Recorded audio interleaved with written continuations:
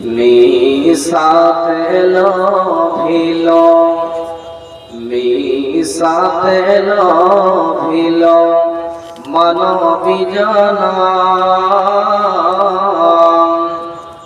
দুনিয়াদারি বান্দা মশগুল হলি খোদার কাখলই গলে কি রই যাবি মিশাতে লোভিল মানবী জানা দুনিয়াদারি বান্দা মশগুল হলি খোদার কাখলই গলে কি লই যাবি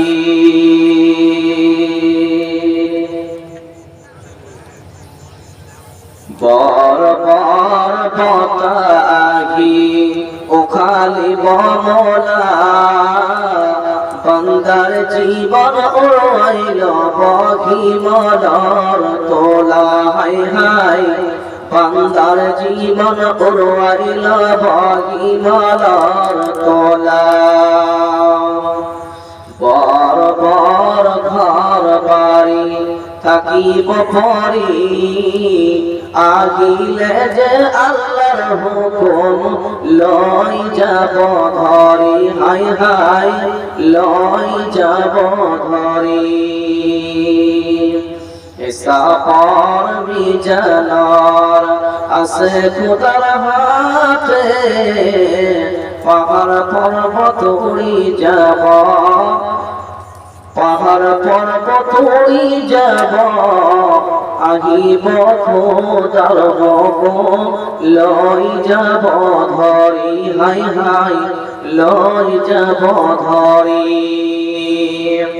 নেকান্দিবা মা বাবা নেকান্দিবা মা বাবা নধরিবা গিয়া তোমার আমার দেখা হব কিয়ামতের দিনা হাই হাই তোমার আমার দেখা হব কিয়ামতের দিনা মিশাতে লোভিল মানবী জানা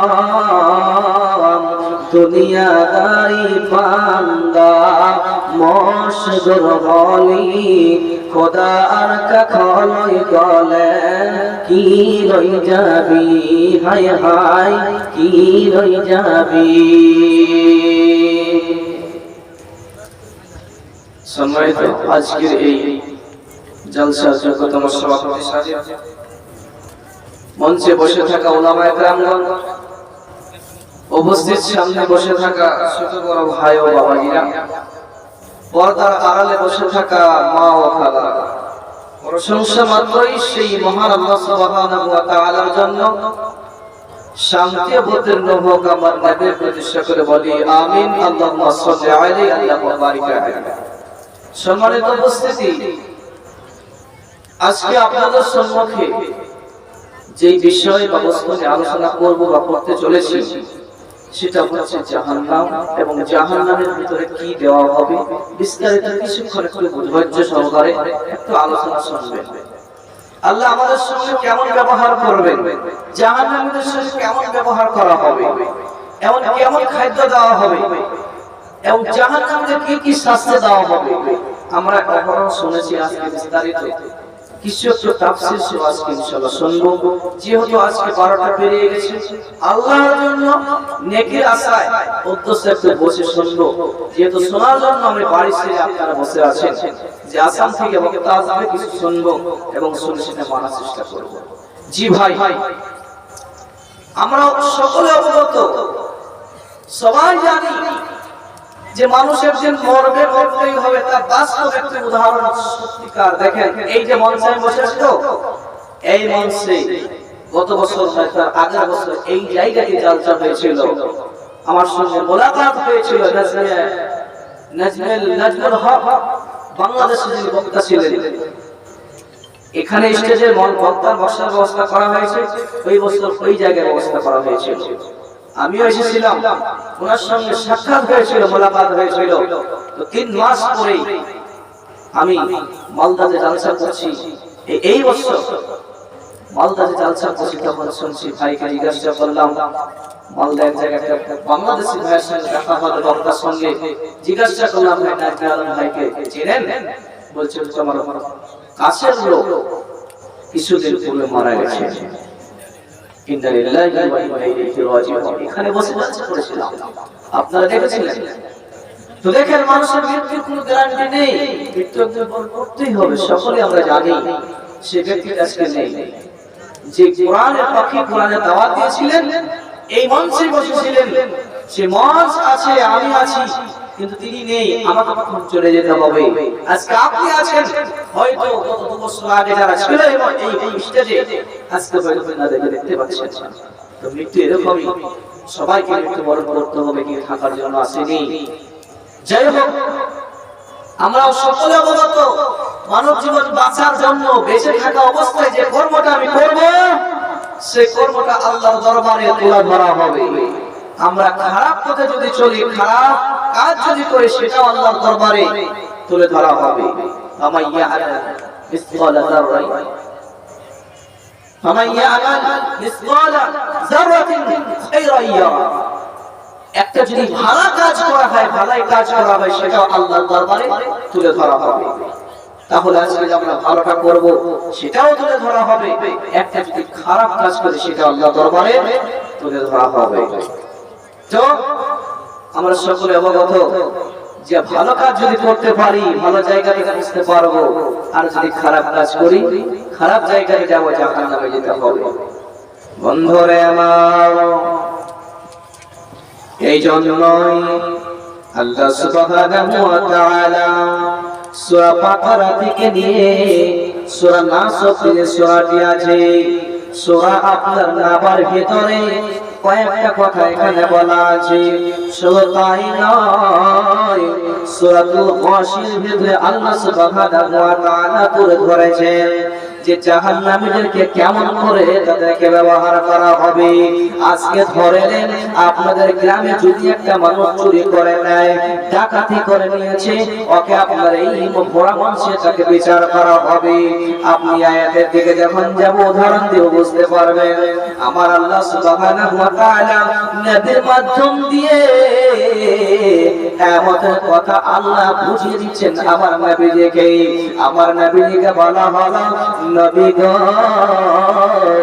আপনার কাছে কি সেই গ্রেফতারের খবরটা পৌঁছায়নি? বিসমিল্লাহির রহমানির রহিম।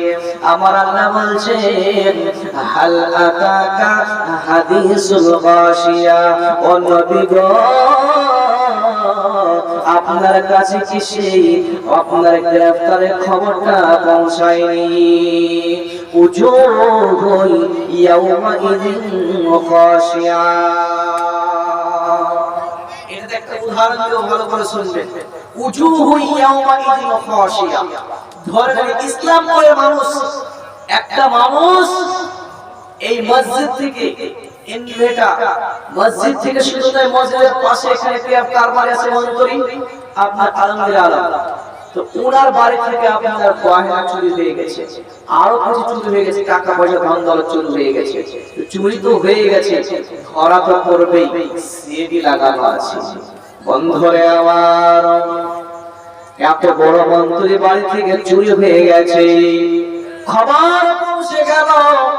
আপনাদের এখানে পারহারা আছে, পাকুড় আছে, ফারাক্কা থানা আছে, এই থানাতে ডায়েরি করা হলো। আমার বাড়ি থেকে কি করা হয়েছে, অনেকগুলো টাকা চুরি হয়ে গেছে, অনেক আপনার ধন দৌলত ছিল, আর গয়নাগুলো টাকাগুলো চুরি হয়ে গেছে। আপনার থানাতে ডায়েরি করা হলো, যে লোকগুলো চুরি করেছে সেই লোকগুলো ইসলামপুরে পারে। ওই লোকগুলো কি করেছে, যে চুরি তো করে ফেলেছি, ভুল তো হয়ে গেছে, এখন ক্ষমা কি করে পাওয়া যায়? এমন তো অবস্থায় বন্ধুরে আমার, ধরেন আপনাদের ঝাড়খণ্ডে পাহাড় আছে, পাহাড়ে লুকিয়ে আছে যাতে কেউ দেখতে না পায়, পুলিশও যেন দেখতে না পায়। ওই পাহাড়ে আপনার গুহাতে আপনার ভরে আপনার কি হয়ে আছে, ওই পাহাড়ের কাছে যে বসে আছে, একজন নয় দুজন নয় পাঁচজন মিলে চুরি করেছে। যখন চুরি হয়ে গেছে, এর মধ্যে খবর পেয়ে গেল যে আপনার ইসলামপুরে গ্রামে মসজিদ উন্নতি কল্পেখানে জালসা আছে, আসাম থেকে একটা বক্তা আসবে, খবর কানে পৌঁছে গেল। ওই কোণাতে বসে বসে এই মঞ্চে বসে ভালো করে শুনবেন, উদাহরণটা তাহলে বুঝতে পারবেন। ওই কোণাতে আপনার বসে বসে জালসা শুনছে এমন অবস্থায় সিয়ারি কিন্তু লাগানো আছে, আর সিয়ারি কিন্তু লাগিয়ে আপনার দিয়েছে যে দেখো কোথায় পাওয়া যাবে। এমন অবস্থায় আপনার লোকগুলো ছেড়ে দিয়েছে, ইসলামপুরের লোকে তারা চুরি করেছে। এমন অবস্থায় আপনার পুলিশের থানাতে ফোন করা হলো যে এখানে ইসলামপুরে জালসাদের জায়গায় বসে বসে তারা জালসা শুনছে। আপনার পুলিশ এসে চলে আসলো। পুলিশ যেই চলে আসলো, ওনারা কিন্তু বুঝতে পারেন পুলিশ এসে আপনার কি করেছে, গোটা মানুষটাকে ঘেরাও করে দিয়েছে। থানার বরাবর হয়েছে, এই স্টেজে চলে এসেছে। আসার পরে বলছে, মৌলভী সাহেব একটু মাইকটা মনে কাছে দেন। আমার কাছ থেকে ওই থানার বড় বাবু আপনার মাইকটা নিল, নেওয়ার পরে বলছে যে যারা এখানে যারা উপস্থিত হয়েছে, যারা জালসা শুনতে এসেছেন, সবাইকে আপনাদেরকে গ্রেফতার করা হবে। একটা কথা ভালো করে শুনুন, ভালো করে জবাব দিবেন। বলুন তো, যারা আপনারা ভালো উদ্দেশ্যে নেক মাকসাদে নিয়ে জালসা শুনতে এসেছেন, তাদের কি ভয় আছে যে আমরা নেক মাকসাদ নিয়ে জালসা শুনতে এসেছি? তাদের ভয় আছে। যারা আপনার চুরি করেছে, ডাকাতি করেছে, ওই লোকগুলো আপনার ভয় ভীত হয়ে গেছে। এমন ভয় হচ্ছে, ভয়ে ভয়ে দাঁড়িয়ে গেছে। দাঁড়িয়ে যখন গেছে, তখন আবার থানার বড়বাবু একটা কথা বলে দিল, যারা জালসা শুনতে এসেছেন তাদেরকে ছেড়ে দেওয়া হবে, কিন্তু যারা ওই আপনার আলমগীর আলমের বাড়ি থেকে যারা চুরি করেছে তাদেরকে গ্রেফতার করা হবে। এমন অবস্থায় বলুন তো, যারা চুরি করেছে তারা কি মুখটা উজ্জ্বল থাকবে না আপনার ভয়ভীত হয়ে যাবে? এমন ভয় করছে, মুখটা আপনার এমন মাথাটা নিচে দিকে ঝুঁকে গেছে। আমার আল্লাহ বলছেন, উজুহুই ইয়াউমাইদিন খাশিয়া, কিয়ামতের দিন কিছুগুলো লোক চেহারা থাকবে, তাদের আপনার মাথাটা নিচের দিকে ঝুঁকে যাবে, তাদের মাথা উপরের দিকে উঠবে না। তারা আপনার মুখটা উজ্জ্বল হবে না। কারণ তারা চুরি করেছে, এই জন্য তারা গ্রেফতার হয়ে গেল। সবাইকে গ্রেফতার করা হলো? জি না।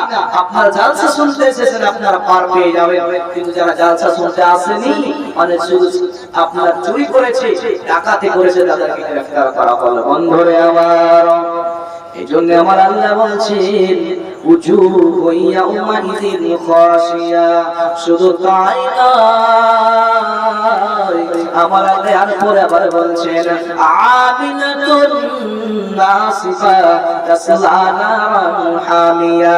বন্ধুরে আমার, আজকে দেখবেন আপনাদের গ্রামেও দেখতে পাওয়া যাবে, আপনার গ্রামেও দেখতে পাবেন, যারা এখানে বসে আছেন, অনেকগুলো লোক আছে যারা মসজিদে যাবে, নামাজ সালাত আদায় করবে, আবার বাড়ি চলে যাবে, তাহাজ্জুদ পড়বে, আবার বাড়ি চলে যাবে।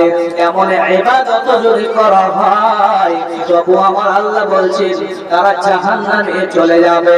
কেন? যারা আপনার তাহাজ্জুদের নামাজ পড়ছেন, ঝাড়খণ্ডের লোক আপনারা ভালো করে শুনুন, ও ঝাড়খণ্ডের লোক, ও ইসলামপুরের লোক, আপনারা ভালো করে কান খুলে শুনে নেন, যে এত ইবাদত করবো রে, তবু তাকে জাহান্নামে যেতে হবে। জাহান্নামে যেতে হবে কেন জানেন? আমি প্রথমে একটা আয়াত পড়েছিলাম, কি বলুন তো? বলো, ফাতামাত্তাউ ক্বালিলান ইন্নাকুম মুজরিমুন। আজকে আমরা পৃথিবীতে এসেছি, এমন ভাবে আমরা খাওয়া দাওয়া করি, এমন ভাবে আমরা থাকি, এমন ভাবে থাকছি, মনে হয় এই দুনিয়াটাই চিরস্থায়ী জায়গা, আমরা মরবো না। আমার আল্লাহ বলছেন কুলু ওয়াতামাত্তাউ কালিলান ইন্নাকুম মুজরিমুন। তোমরা ভেবো না পৃথিবীতে এসেছো একটুক্ষণের জন্য আবার তোমাকে চলে যেতে হবে। মুজরিম হয়ে আপনার আল্লাহর সম্মুখে দাঁড়াতে হবে, মুজরিম হয়ে অপরাধী হয়ে দাঁড়াতে হবে।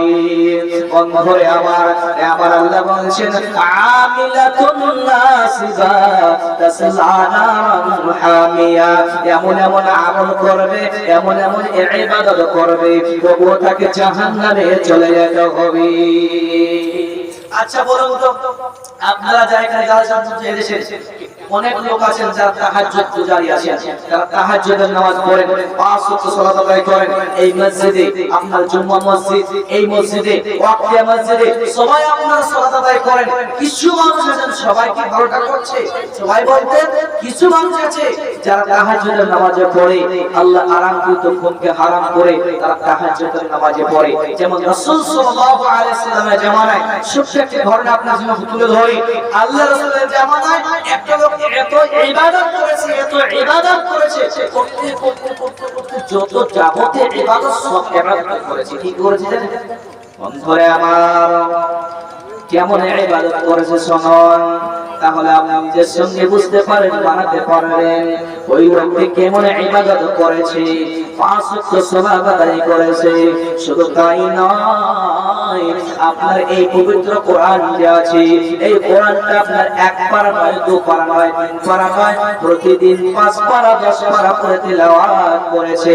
শুধু তাই নয়, আপনার এই তাহাজ্জুদের নামাজ যে আছে, সালাত আছে, এটা প্রতিদিন চালিয়ে যেত। শুধু তাই নয়, আপনার হজ করেছে। শুধু তাই নয়, যাকাত আছে, যাকাত প্রদান করেছে। এই মসজিদে জালসা হয়েছে, মসজিদে উন্নতি করবে দান করেছে। শুধু তাই নয়, আল্লাহর নবী যেভাবে বলেছেন সেইভাবে চলেছে। শুধু তাই নয়, আপনার যত আপনার কোরআনের আয়াতগুলো আছে সব আয়াতকে মেনে নিয়েছে। আপনার হৃদয়টা আল্লাহর দিকে ধাবিত করা হয়েছিল, এমন ইবাদত করেছিল। করতে করতে করতে করতে আপনার শেষের দিকে আপনার মৃত্যুবরণ করলো। আল্লাহর নবী কি বলছেন? আমিলাতুন নাসিবা তাসলা নারান হামিয়া। বন্ধুরে আমার আল্লাহ আয়াত নাযিল করে দিলেন যে তবু লোকটা জাহান্নামে চলে যাবে। কেন কেন কেন রে? আমাদের মনের ভিতরে একটা প্রশ্ন যাচ্ছে, লোকটা তাহাজ্জুদের নামাজ পড়লো, তবে এখন জাহান্নামে চলে গেল। কোরআন তেলাওয়াত করলো, তবু জাহান্নামে চলে গেল। শুধু তাই নয়, আপনার এত ইবাদত করেছে, করতে করতে করতে করতে শেষে চলে গেল, তবু জাহান্নামে চলে গেল। কেমন কথা? আরে ভাই প্রশ্ন যাচ্ছে কি জাগে না? জাগে না? এত ইবাদত করেছে, কোরআন তেলাওয়াত করেছে, দান করেছে, তবু লোক জাহান্নামে চলে গেল। আল্লাহু আকবার। কি বলবি সে? কেমন কথা? কেন গেল?